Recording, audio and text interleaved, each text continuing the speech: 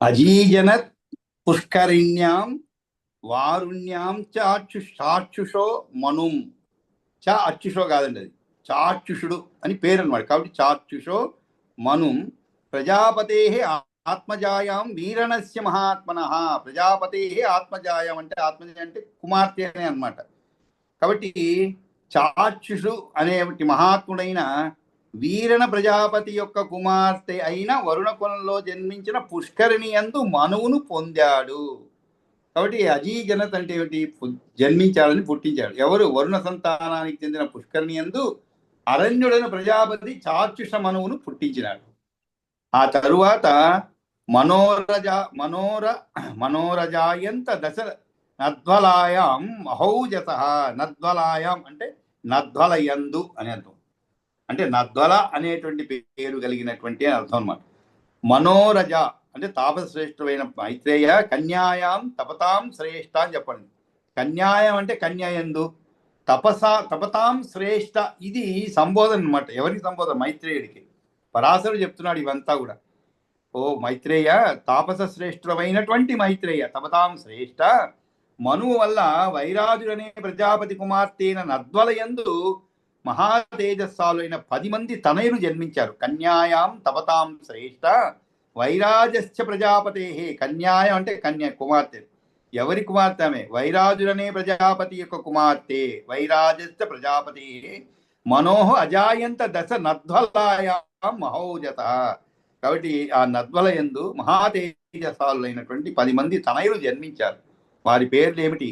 ఊరుహు, పురుహు, శతజుమ్న, తపస్వి, సత్యవాన్, శుచి, అగ్నిష్టోమో, అతిరాత్రచ్చ, సుజుమ్న చ ఇతి తే నవ. ఇక్కడ 10 మంది అని చెప్పారు, ముందు 9 మంది పేర్లు చెప్పారు. వారి పేర్లు ఏమిటి? ఊరుడు, ఊరుహు, పురుహు, శతజుమ్న అని. అంటే ఊరుడు అంటే పురువు, పురుడు, శతజుమ్నుడు, తపస్వి, సత్యవాన్ అంటే సత్యవంతుడు, శుచి, శుచి అంటే ఇక్కడ శుభ్రమైనటువంటి వాడే కాదు, శుచి అనేటువంటి పేరు కలిగిన వాడు. శుచి, అగ్నిష్టోముడు, అగ్నిష్టోమో, అతిరాత్రశ్చ అతిరాత్రుడు, సుజుమ్నశ్చ సుజుమ్నుడు అంటే సుజుమ్నుడు అని వారి 9 కుమారుల పేర్లు. కొన్ని పుస్తకాల్లో ఊరుహు అంటే కురుహు అని ఉంది, శుచి అనే చోట కవిహి అని ఉంది, సత్యవాక్ అనే చోట సత్యవాన్ అని కొన్ని పాఠాంతరాలు ఉన్నాయి. పాఠాంతరం అంటే కొన్ని పుస్తకాలు ఇలాగా ఉన్నాయన్నమాట. నద్వల అనే చోట నద్వాల అని కూడా ఉన్నదనమాట. కాబట్టి ఇది కొంచెం పాఠాంతరాలు ఉన్నాయి. నద్వల కుమారులో 10వ వాడైన అభిమన్యుశ్చ దశమో నద్వలాయాం మహౌజత. అభిమన్యుశ్చ దశమో, దశమ అంటే ఏంటి? 10వ వాడు. అంటే ఇంతకుముందు 9 పేర్లు చెప్పబడింది అనమాట. ఈ 9 పేర్లు కాకుండా 10వ వాడు ఎవరు మరి? ఆ 10వ వాడే సద్వల కుమారులో 10వ వాడైన అభిమన్యుడు. అభిమన్యుశ్చ, అభిమన్యుశ్చ దశమో అంటే 10వ వాడు. ఎవరిలో? నద్వలాయాం మహౌజస. నద్వల అంటే ఇంతకుముందు నద్వల 10 మంది జన్మించారని చెప్పారు మనకి 4వ శ్లోకంలో. కాబట్టి ఇక్కడ 9 మంది పేర్లు చెప్పారు. 10వ వాడు అభిమన్యుశ్చ దశమో నద్వలాయాం మహౌజస ఊరో రజనయత్ పుత్రాన్ షడాగ్నేయీ మహాప్రభాన్. కాబట్టి సద్వల కుమారులో 10వ వాడిన అభిమాన్యుడు మహా తేజస్సాలి మహౌజస.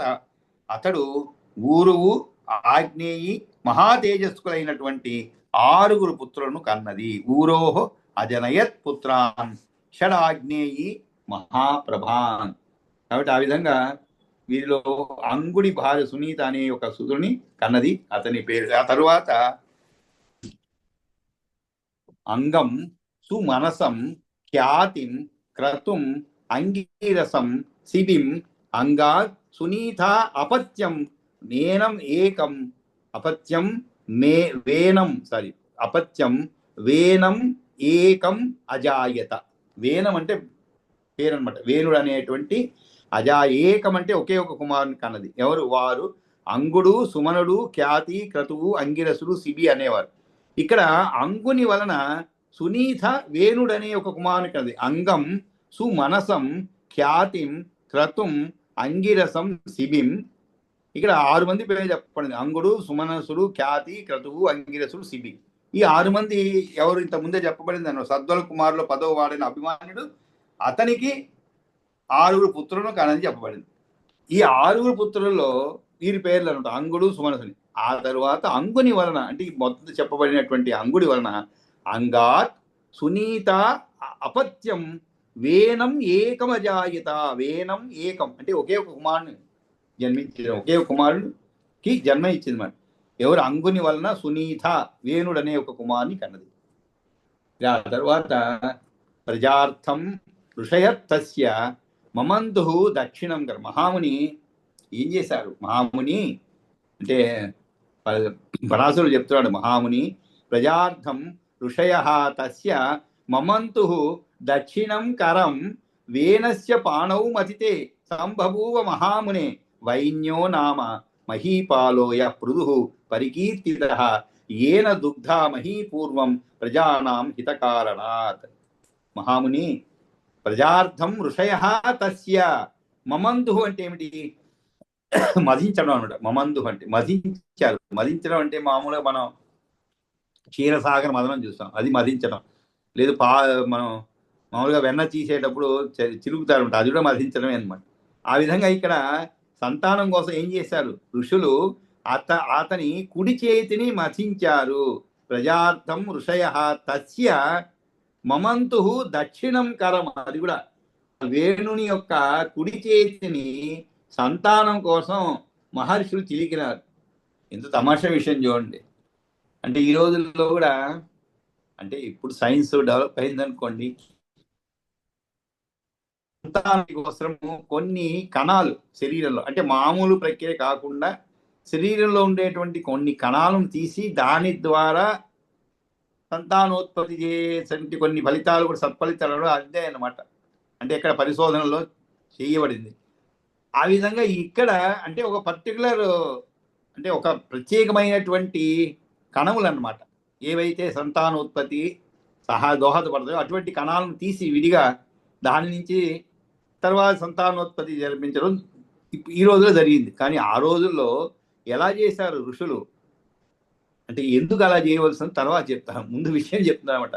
సంతానం కోసం ఋషులు అతని కుడి చేతిని మథించారు. ప్రజార్థం ఋషయ తస్య మమంతు దక్షిణం కరం. దక్షిణం అంటే కుడి చేతి.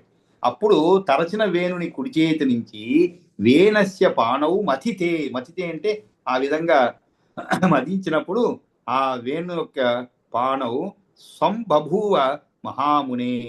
అప్పుడు ఆ తరచిన వేణుని కుడి చేతి నుంచి వైన్యుడనేటువంటి వైన్యో నామ మహీపాలో యహా పృథు పరికీర్తిత. వైనుడనేటువంటి మహీపాలుడు పుట్టాడు.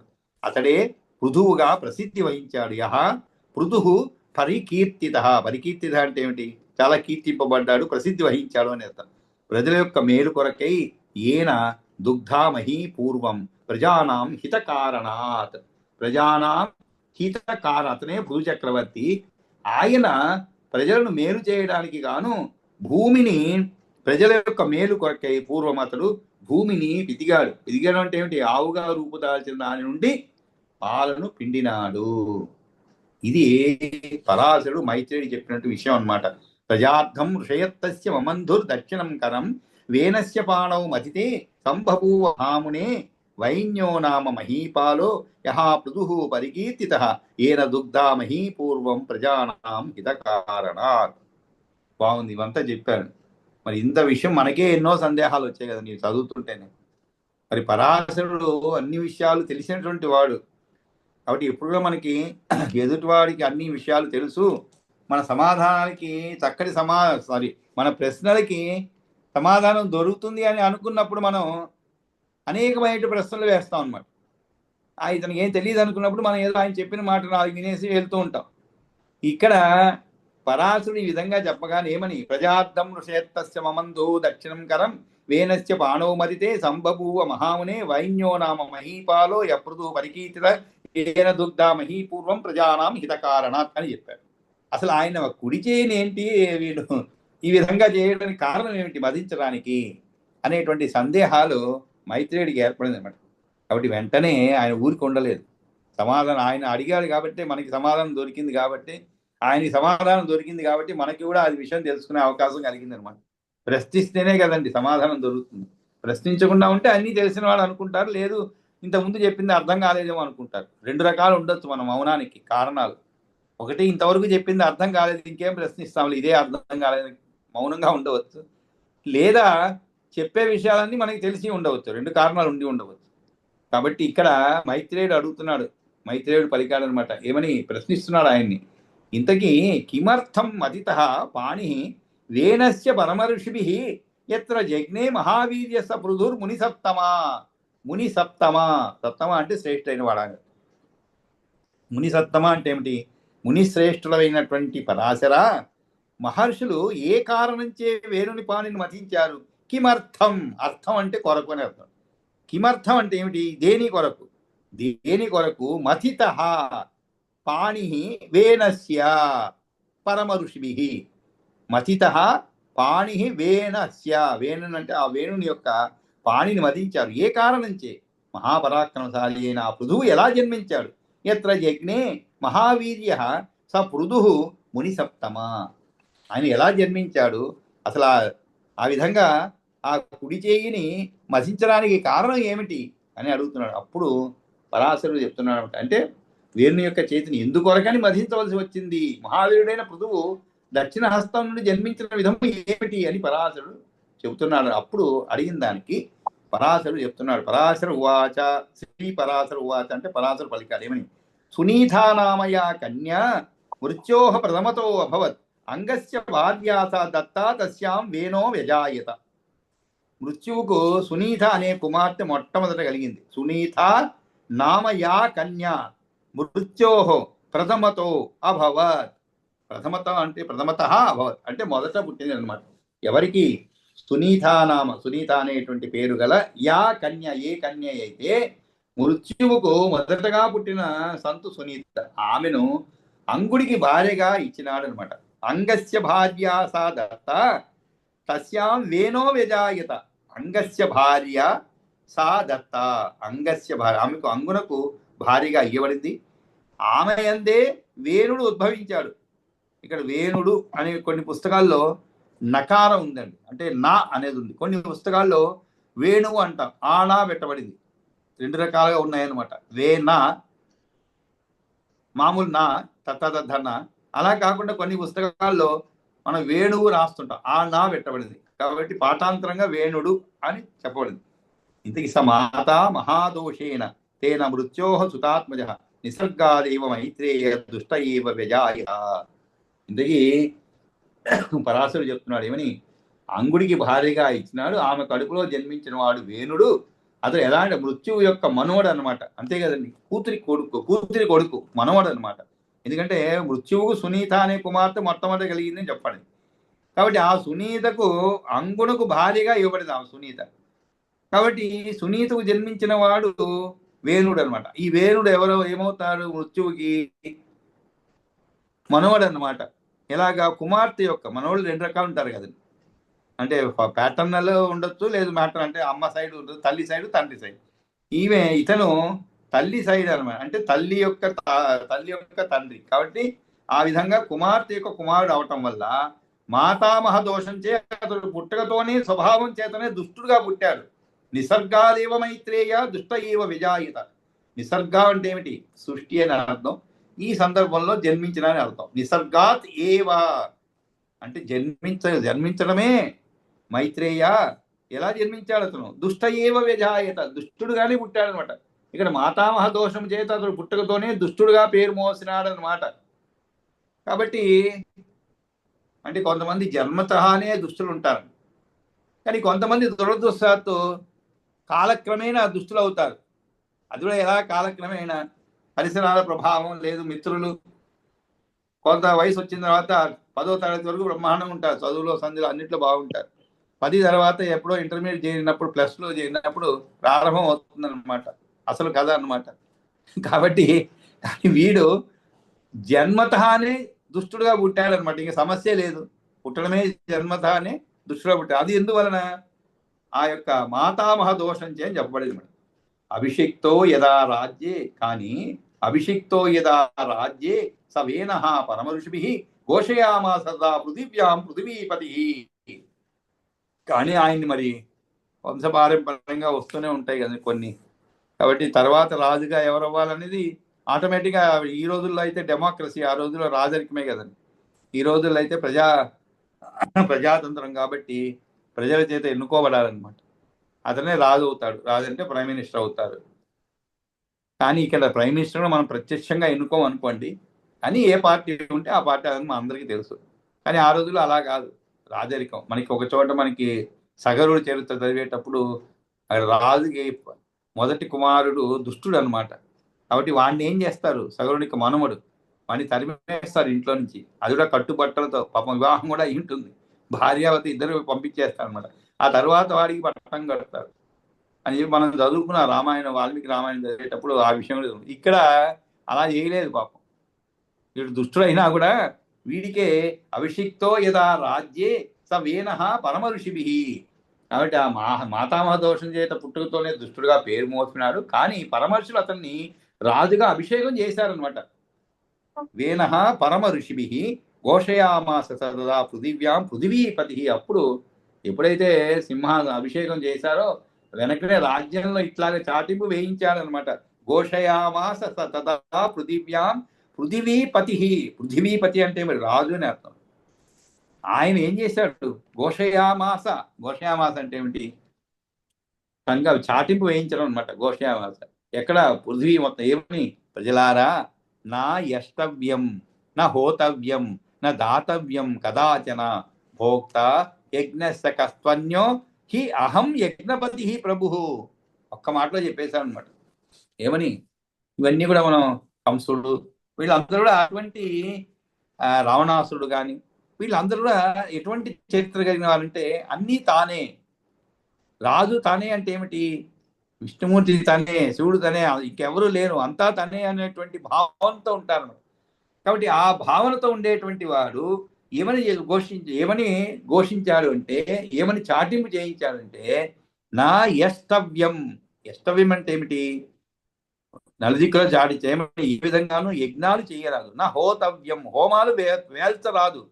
నా దాతవ్యం, దానాలు ఇయ్యరాదు. కదాచన, ఎప్పుడు కూడా, ఏ విధంగానూ కూడా. నా యష్టవ్యం నా హోతవ్యం నా దాతవ్యం కదాచన. ఎందుకని, భోక్త యజ్ఞస్య కహతు అన్య కస్తు అన్య అంటే వేరేవాడు ఎవడున్నాడు, అంతా నేనే. యజ్ఞభోక్త వేరే ఎవడున్నాడు, నేనే. యజ్ఞానికి భోక్తను, ప్రభువును. యజ్ఞపతి ప్రభువు, అన్నిటికీ నేనే. కాబట్టి నేనే సుప్రీం అనమాట. ఇంకా మీరు అందరూ కూడా యజ్ఞాలు చేయాల్సిన పని లేదు, హోమాలు చేయాల్సిన పని లేదు, దానాలు చేయాల్సిన పని లేదు అని చెప్పి చాటించాడు అనమాట.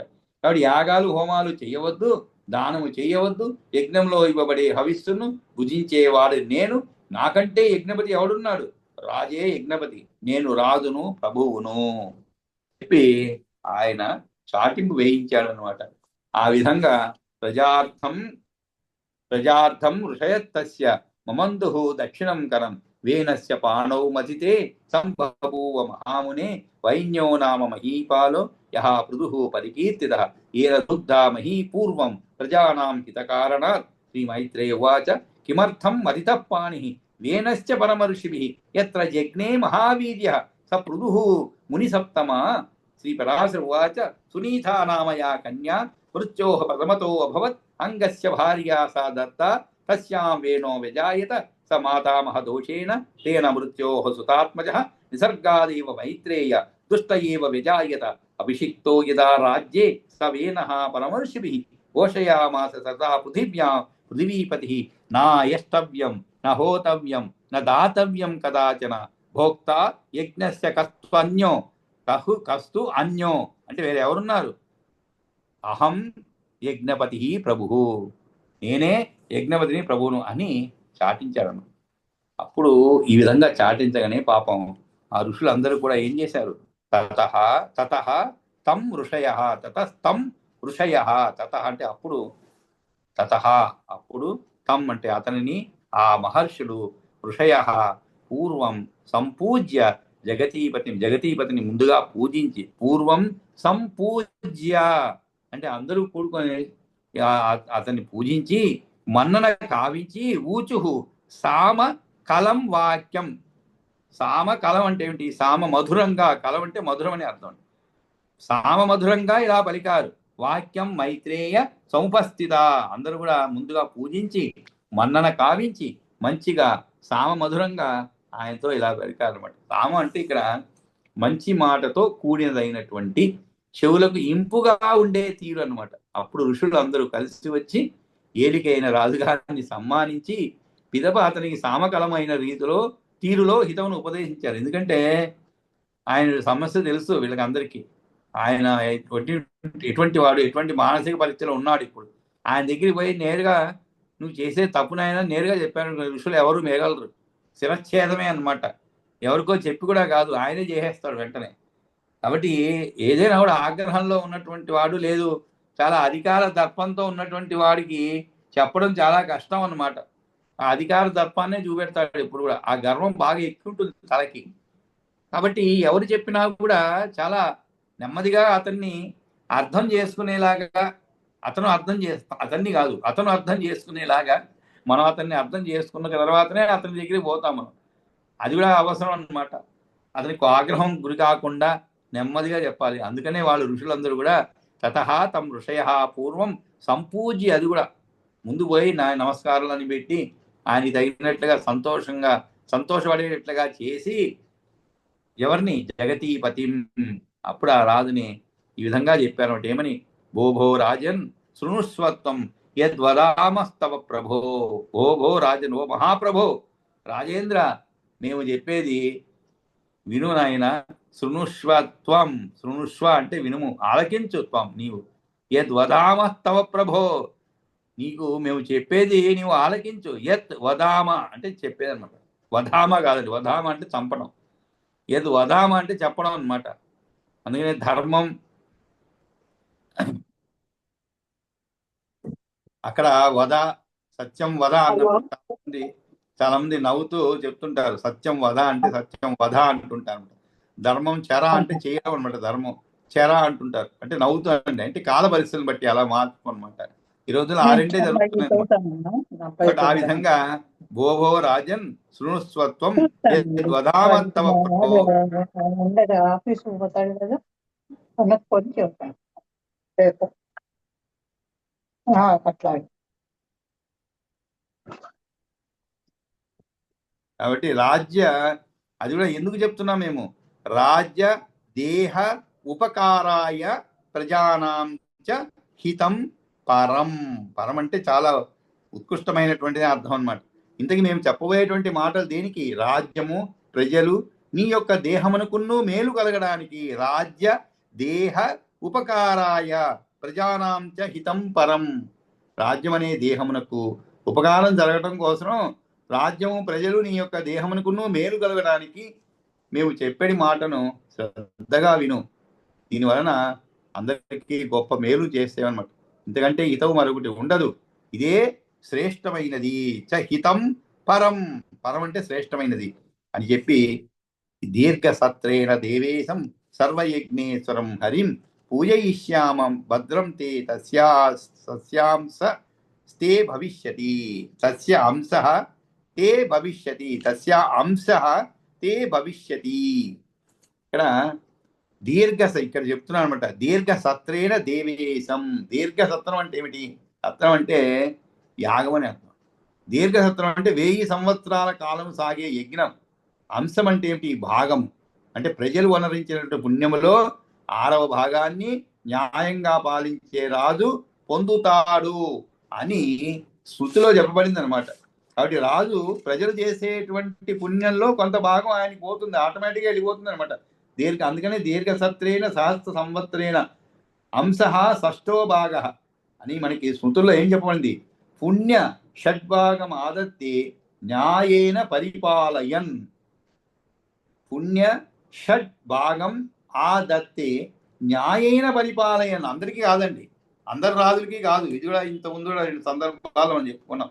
రాజులు అందరికీ మనం చేసేటువంటి, ప్రజలు చేసేటువంటి పుణ్యాల్లో భాగంగా పోదు. కానీ దానికి ఒక కండిషన్స్ అప్లై అని అంటారు. ఆ విధంగా మైలేజ్ 70 కిలోమీటర్ రావాలంటే కండిషన్స్ ఉంటుంది. ఏంటంటే బరువు 80 కేజీల కంటే ఎక్కువ ఉండకూడదు, బండి తోలేవాడే 90 ఉంటాడు. ఇంకా అలాంటప్పుడు ఆ కండిషన్ అప్లై కాదు. కాబట్టి నీకు మైలేజ్ అంత రాకపోతే కూడా దోషం బండిది కాదు, నీదే అనమాట. నువ్వు తగ్గాలి బరువు. లేదు ఇద్దరు పోయారనుకోండి ఆటోమేటిక్గా 80 దాటుతుంది బరువు. ఆ విధంగా ఇక్కడ ఒక కండిషన్ ఉంది అనమాట. రాజుకి ప్రజల యొక్క పుణ్యంలో ఒకటో 6వ పాలు 1/6 పార్ట్ అనమాట. అది రావాలంటే దానికి ముఖ్యమైనటువంటి కండిషన్ ఏమిటి? న్యాయేన పరిపాలయన్, న్యాయంగా పరిపాలించేవాడికి, అంతేగాని దుష్టుడికి కాదన్నమాట. అందరికీ రాదది. న్యాయంగా పరిపాలించేవాడికే అటువంటి పుణ్యం వస్తుంది. దీర్ఘ సత్రేణ దేవేశం సర్వ యజ్ఞేశ్వరం హరిం. కాబట్టి మిక్కిలి దీర్ఘకాలం సాగే సత్రయాగంలో దేవేశ్వరుడైన, సమస్త యజ్ఞాలకు అధీశ్వరుడైనటువంటి సర్వ యజ్ఞేశ్వరం దేవేశం, దేవేశం అంటే దేవేశ్వరుడైన, సర్వ యజ్ఞేశ్వరం అంటే సమస్త యజ్ఞాలకు అధీశ్వరుడైన శ్రీహరిని పూజిస్తాము. హరిం పూజయిష్యామ, పూజిస్తాము. అందువల్ల నీకు భద్రం తే తస్యాహ అంశస్తే భవిష్యతి, ఆ యజ్ఞ ఫలితంలో భాగంగా 6వ పాలు నీకు లభిస్తుంది అని చెప్పి వీళ్ళందరూ కూడా, ఆ మహర్షులందరూ కూడా అతనికి చెప్తున్నారు అనమాట. ఆ వేణువు చెప్తున్నారు. యజ్ఞేన యజ్ఞ పురుషో హరి సంప్రీణితో నృప అస్మాభిర్భవత కామాన్ సర్వానేవ ప్రదాస్యతి. అంతేకాదు, యజ్ఞేన యజ్ఞం, నరేశ్వర మనము చేసిన యజ్ఞాలతో యజ్ఞేశ్వరుడే శ్రీహరి సంతోషిస్తాడు. హరి సంప్రీణితో నృప, నృప అంటే రాజు, సంప్రీణితో అంటే ఏమిటి? చాలా సంతోషిస్తాడు. అస్మాభిర్ భవత కామాన్, మాతో పాటుగా, అస్మాభి భవత కామాన్, కామాన్ అంటే కోరికలు అర్థం. అస్మాభి అంటే మా యొక్క, భవత అంటే మీ యొక్క, కామాన్ కోరికలు, సర్వానేవ ప్రదాస్థితి అన్నీ కూడా నీకు సమస్తములైనటువంటి కోరికలను కూడా ప్రదాస్థితి అంటే తీరుస్తాడు. కాబట్టి అటువంటి దీర్ఘమైనటువంటి ఒక యజ్ఞములు చేద్దాం. యజ్ఞేన యజ్ఞ పురుషో హరి సంప్రీణితో నృప అస్మాభిర్భవత కామాన్ సర్వానేవ ప్రదాస్థితి యజ్ఞై యజ్ఞేశ్వరో యేషాం రాష్ట్రే సంపూజ్యతే హరి తేషాం సర్వేప్సితా అవాప్తిం దదాతి నృప భూభృతాం. భూభృతాం అంటే ఏమిటి? రాజుల యొక్క అని అర్థం. భూభృతాం వారి సమస్త మనోభీష్టాలను కూడా ఆయన తీరుస్తాడు. ఎవరు? యజ్ఞ, ఎలాగా? యజ్ఞై యజ్ఞేశ్వరో యేషాం రాష్ట్రే సంపూజ్యతే హరి. ఏషాం రాష్ట్రే అంటే ఏ రాజ్యంలోనైతే అని అర్థం. ఏషాం అంటే ఏ రాజ్యంలోనైతే యజ్ఞేశ్వరుడు శ్రీమన్నారాయణుడు పూజలను అందుకుంటాడో అటువంటి రాజు యొక్క రాజ్యంలో కోరినవన్నిటినీ కొరత లేకుండా కురిపించుతాడు. తేషాం సర్వ ఈప్సిత అవాప్తిం దదాతి. దదాతి అంటే ఇవ్వడం అనమాట. సర్వ ఈప్సితం అంటే ఏమిటి? అన్ని కోరినవన్నీ కూడా ఆయన ఇస్తాడు. కాబట్టి దదాతి నృప భూభృతాం, ఇవన్నీ విన్నాడు అనమాట. కాబట్టి ఈ విధంగా చేద్దామని పాపం ఋషులందరూ చెప్తారన్నమాట. అప్పుడు ఆయన వేణువాచ, వేణుడు పలికాడు ఏమని? మత్తః కో అభి అధికో అన్యో అస్తి యస్స ఆరాధ్యో మమ అపరః మమాపరః ఓ అయం హరిరితి ఖ్యాతో యో అయం యజ్ఞేశ్వరో మత. ఇప్పుడు వేణుడు చెప్తున్నాడు, యజ్ఞాలను ఆచరించవద్దని ఆజ్ఞాపించడం తగదు సుమా అని అన్నారు. అప్పుడు వారి హితోక్తులు వేణుని చెవికి ఎక్కలేదు అనమాట. పైగా మేలుకోని ఋషులతో ఈ విధంగా గర్వంతో పలికినాడు. మత్తః కో అభ్యధికో, అధికో అంటే నాకంటే అధికుడు అయినటువంటి వాడు. మత్తః అంటే నాకంటే, కహ అభి అధికో అన్యో అస్తి, అన్య అంటే వేరేవాడు ఎవడున్నాడు నాకంటే కూడా. ఋషులారా, నాకంటే అంటే మించిన వాడు, అధికుడైన వాడు ఎవడున్నాడు? నాకు కూడా అలా ఆరాధించదగిన వాడు ఎవడు? అస్తి యశ్చ ఆరాధ్యో మమ అపరః. ఆరాధ్యం అంటే ఏమిటి? ఆరాధించదగిన వాడు ఎవడు? నాకు కూడా ఆరాధించదగిన వాడు ఎవడు? ఎందుకంటే నాకు కూడా అంటే ఎందుకు చెప్తున్నా అంటే, వీళ్ళందరూ చెప్పారు మనం యజ్ఞాలు చేద్దాము, ఈ విధంగా యజ్ఞం చేసిన ఫలితం ఉంటుంది రాజులకి అని చెప్పి. అంటే నాకంటే ఎవరైనా యజ్ఞం చేసినప్పుడు మనకంటే కూడా పైవాడి గురించి మనం యజ్ఞం చేయాలి. లేదు పైవాడి గురించి కోరికలు కోరాలి, కింది వాడి గురించి మనం ఆ యజ్ఞయాగాలు చేయాల్సిన పని లేదు. కాబట్టి ఇతనికి నాకంటే కూడా, నాకు కూడా ఆరాధించదగిన వాడు ఎవరు? ఓ అయం హరితి ఖ్యాతో యో అయం యజ్ఞేశ్వరో మతః యశ్చ ఆరాధ్యో మమ అపరః. నాకంటే కూడా వేరేవాడు. యహచ అంటే ఎవడైతే ఆరాధ్యుడుగా ఉన్నాడో అంటే ఏమిటి? ఎవరు లేరు, నేనే కదా, నాకంటే పైన ఎవరున్నారు?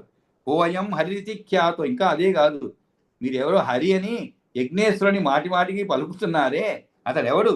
కో కహ అయం హరిరితి, కో అయం హరిరితి ఖ్యాతో. ఖ్యాతో అంటే ప్రసిద్ధి చెందాడు. యో అయం యజ్ఞేశ్వరో మతః. అంతేకాదు, ఎవడి తను యజ్ఞేశ్వరుని మాటి మాటికి మీరు పలుకుతున్నారే అసలు ఎవడు? అందరికీ తెలిసిన వాడే అంటున్నారు. బ్రహ్మ, నాకన్నా వేరే హరికుడు ఎవడున్నాడు? నేను ఆరాధించవలసిన వాడు వేరే ఎవడున్నాడు? మీచే హరి అని చెప్పబడేవాడు ఎవడు? మీరు యజ్ఞేశ్వరు అంటున్నవాడు ఎవడు? బ్రహ్మ, జనార్దన, శంభు, ఇంద్రో, వాయు, యమో, రవి, హుతభు, వరుణో, ధాత, పూషా, భూమిర్, నిశాకర, ఏతే చ అన్యే చ ఏ దేవా శాపానుగ్రహకారిణ నృపస్యైతే శరీరస్థా సర్వమేవ మయో నృప. ఇంకా భలే లాజిక్ తీస్తా అనమాట. ఏమని? బ్రహ్మ జనార్దన, జనార్దనుడు బ్రహ్మ జనార్దనుడు, శంభుడు, ఇంద్రుడు, వాయువు, యముడు, సూర్యుడు తనలో వింతమైనటువంటి హవిస్సులన్నిటినీ మెక్కే కాల్చివేసేవాడు అగ్ని. హుతభుక్, హుతభుక్ అంటే అదేనమాట, అగ్నిహోత్రుడు. వరుణ అంటే ఎవరు? వరుణుడు. ధాత అంటే దాత. పూష వరుణుడు, ధాత, పూష భూమి, చంద్రుడు. ఇంకా వీరే కాకుండా వేరుగా ఉండే శాపాలు పెట్టగలవారు దయగలిగితే అనుగ్రహంతో వరాలను ఇచ్చేవారనే దేవతలు ఎవరున్నారో ఆ ఇతర దేవతలు అందరూ రాజుగారి దేహంలో నెలకొని ఉంటున్నారండి. అందువలన సర్వదేవ స్వరూపుడు ఎవరు? నరపతి. వీళ్ళందరూ కూడా ఏతేచ అన్యేచ ఏ దేవాహ, ఏతేచ అన్యేచ ఏ దేవాహ. ఇంతేకాదు, ఇంకా వేరే దేవతలు అందరూ కూడా శాప అనుగ్రహకారిణ. ఎటువంటి వారు? శాప అనుగ్రహం అంటే శాపమీయడానికి, అనుగ్రహం చూపించడానికి కారణభూతులైనటువంటి ఏ దేవతలైతే ఉన్నారో వారందరూ కూడా నృపాలు శరీరంలో ఉంటారు. నృపస్య ఏతే శరీరస్థాః, నృపస్యైతే శరీరస్థాః. స్థాహ అంటే ఉండేటువంటి వారు, శరీరస్థాహ అంటే ఏమిటి? శరీరంలో ఉండేటువంటి వారు. కాబట్టి నరపాలుడే సర్వదేవమయో నృపః. కాబట్టి దయగలిగితే అనుగ్రహంతో వరాలను ఇచ్చేవారైన దేవతలు ఎవరున్నారో ఆ ఇతర దేవతలు అందరూ కూడా రాజుగారి దేహంలో నెలకొని ఉంటున్నారండి. అందువలన సర్వదేవ స్వరూపుడు నరపతి. మత్తక్కో అభ్యధికో అన్యో అస్తి అచ్చారాధ్యో మమాపర ఓ అయం హరిరితి ఖ్యాతో యో అయం యజ్ఞేశ్వరో మతః బ్రహ్మ జనార్దన శంభు ఇంద్రో వాయుర్యమో రవి హుతభుగ్ వరుణో ధాత పూత పూషా భూమిర్ నిశాకర. నిశాకర అంటే సూర్యుడు అనమాట. నిశాకర అంటే ఏతేచ అన్యే, సూర్యుడు, చంద్రుడు. నిశి అంటే రాత్రి, నిశి అంటే రాత్రి. కాబట్టి నిశాకర అంటే చంద్రుడు. వాయుర్యమో రవి, రవి అంటే సూర్యుడు. హుతభుక్ వరుణో ధాత పూషా భూమిర్ నిశాకర. ఏతే చ అన్యేతే దేవా శాపానుగ్రహకారిణ నృపస్యైతే శరీరత్త సర్వదేవ మయో నృప. వాళ్ళందరూ నా శరీరంలో ఉంటారు. నా అంటే ఏమిటి? రాజు శరీరంలో ఉండేటువంటి వారు. మరి వాళ్ళకి నేనేమిటి నమస్కరించడం? నా శరీరంలో ఉండే వాళ్ళకి. ఏతద్ జ్ఞాత్వా మయా ఆజ్ఞప్తం యథావత్ క్రేతాం తదా న దాతవ్యం న హోతవ్యం న యష్టవ్యం నచ భో ద్విజాః. ఓ ద్విజాః అంటే ఓ ద్విజులారా, ఈ విషయం తెలుసుకొని ఏతత్ జ్ఞాత్వా, జ్ఞాత్వా అంటే తెలుసుకొని అర్థం. ఏతత్ అంటే ఇది ఏంటి? పైన చెప్పినట్లుగా బ్రహ్మా జనార్దన శంభురింద్రో వాయుర్యమో రవి హుతభుక్ వరుణో ధాత పూషా నిశాకర ఏతే చాన్యేతే దేవా శాపానుగ్రహకారిణి నృపశ్చేతే శరీరత్త సర్వదేవ మయో నృప. ఇవన్నీ నాకు తెలుసు కాబట్టి నా శరీరంలో ఉండేటువంటి వాళ్ళే. వాళ్ళకి నేనేమిటి నమస్కారం చేయటం? ఏత జ్ఞాత్వ, అందుకనే నేను మయా ఆజ్ఞప్తం, నా చేత ఆజ్ఞాపించబడింది ఏమని? యథావత్ క్రియతాం తథా, ఎలా ఆజ్ఞాపింపబడిందో ఆ విధంగా వ్యవహరించండి. ఇకపై మీరు దానం చేయరాదు. నా దాతవ్యం నా హోతవ్యం నా యష్టవ్యం. కాబట్టి ఇక మీద మీరు ఓ ద్విజులారా, మీరు దానం చేయరాదు, హోమాలు చేయరాదు, యజ్ఞాలు చేయరాదు అని చెప్పి మళ్ళా ఆ ఋషులకి ఇతను వారు చెప్పినటువంటి మాటలు వినక వాళ్ళకి మళ్ళా కూడా నేను చెప్పిన మాటలే మీరు వినాలి. ఎందుకంటే దేవతలు అందరూ కూడా ఎవరైతే అనుగ్రహం చూపగలుగుతారో, ఎవరు శాపం ఇవ్వగలుగుతారో వాళ్ళందరూ కూడా నా శరీరంలో ఉన్నారు. అంటే రాజు శరీరంలో ఉంటాడు, నృపాని శరీరంలో ఉంటారు. కాబట్టి నాకే వీరందరూ కూడా అన్ని విధాలా కూడా గౌరవం ఇవ్వాలి, వేరెవడో లేడు అని చెప్పి ఆ ఋషులకి మళ్ళా కూడా ఈ వేణు చెప్పడం జరుగుతుంది అనమాట. తర్వాత ఏం జరిగిందని మనం రేపు తరగతిలో చెప్తున్నాం. స్వస్తి ప్రజాభ్య పరిపాలయంతాం న్యాయేన మార్గేణ మహిం మహీచా తో బ్రాహ్మణేభ్య శుభమస్తు నిత్యం లోకా సమస్తా సుఖినో భవంతు. కాలే వర్షదవర్జన్య పృథివీ సస్యశాలిని దేశోయం శోభరహితో బ్రాహ్మణాः సంతు నిర్భయాः. అపుత్రస్పుత్రిణస్తంతో పుత్రిణస్తంతు పౌత్రిణः అధనా సధనాస్తంతో జీవంతు శరదాశతం. కాయేన వాచా మనసేంద్రియైర్వా బుద్ధ్యాత్మనా వా ప్రకృతే స్వభావాత్ కరోమి యద్యత్ సకలం పరస్మై నారాయణే సమర్పయామి యదక్షరపదభ్రష్టం మాత్రాహీనం తయద్భవేత్ తత్సర్వం క్షమ్యతాం దేవ నారాయణ నమోస్తుతే విసర్గబిందుమాత్రాణి పదపాదాక్షరాణి చ న్యూనాని చ అతిరిక్తాని క్షమస్వ మహేశ్వర.